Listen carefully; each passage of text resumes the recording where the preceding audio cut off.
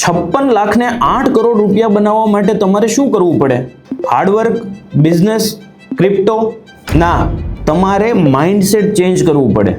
ગુજરાતીમાં એક કહેવત છે, પંડ રળે પેટ ભરાય, ધન રળે ઢગલા થાય. આ વાત છે 2017ની એક રિયલ સ્ટોરી. એક મારવાડી ફેમિલી પાસે 2 કિલો ગોલ્ડ હતું. ત્યારે ગોલ્ડનો રેટ હતો 2829 રૂપિયા પર ગ્રામ, એટલે ટોટલ ગોલ્ડની વેલ્યુ થઈ 56 થી 57 લાખ રૂપિયા.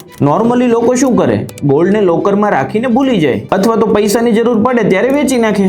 પણ આ ફેમિલીએ ગોલ્ડને વેચ્યું નહીં અને એ ગોલ્ડની સામે બેંક પાસેથી રૂપિયા 33 લાખની લોન લીધી. હવે જોજો, તેમણે અહીંયા એક સ્માર્ટ ડિસિઝન લીધું. જો એ ધારે ને તો આ પૈસાથી કાર ખરીદી શકતા હતા, ફોરેન વેકેશન કરી શકતા હતા, અથવા તો મોજ શોખ કરી શકતા હતા. પણ તેમણે ખોટા ખર્ચા કરવાની જગ્યાએ આ પૈસાને કામે લગાડ્યા. તેમણે આ પૈસાથી અમદાવાદના એક ડેવલપિંગ એરિયામાં 1.8 કરોડ રૂપિયાની પ્રીમિયમ પ્રોપર્ટી ખરીદી.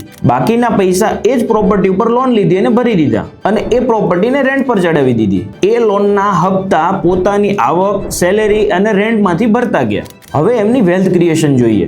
2026માં ગોલ્ડનો રેટ થઈ ગયો 15,000 થી 16,000 રૂપિયા પર ગ્રામ. એટલે કે જે ગોલ્ડ 56-57 લાખ રૂપિયાનું હતું એ આજે થઈ ગયું 3 થી 3.25 કરોડ રૂપિયાનું. અને જે પ્રોપર્ટી 1.8 કરોડ રૂપિયામાં ખરીદી હતી એની વેલ્યુ આજે 5 થી 5.25 કરોડ રૂપિયા થઈ ગઈ. એટલે ટોટલ વેલ્થ થઈ ગઈ 8 થી 8.25 કરોડ રૂપિયા. આ છે રીચ લોકોની સિક્રેટ સ્ટ્રેટેજી. એક વાત જરૂરથી યાદ રાખજો, લોનથી લાયબિલિટી ખરીદશો ને તો ગરીબ બનશો, પણ જો લોનથી અસેટ ખરીદશો તો તમે રિયલ વેલ્થ ક્રિએટ કરી શકશો. આ રીલ સેવ કરો અને એવા લોકોને શેર કરો જે પૈસા કામે લગાડવાનું વિચારતા જ રહી ગયા છે. અને મારા પેજને ફોલો કરવાનું ભૂલતા નહીં.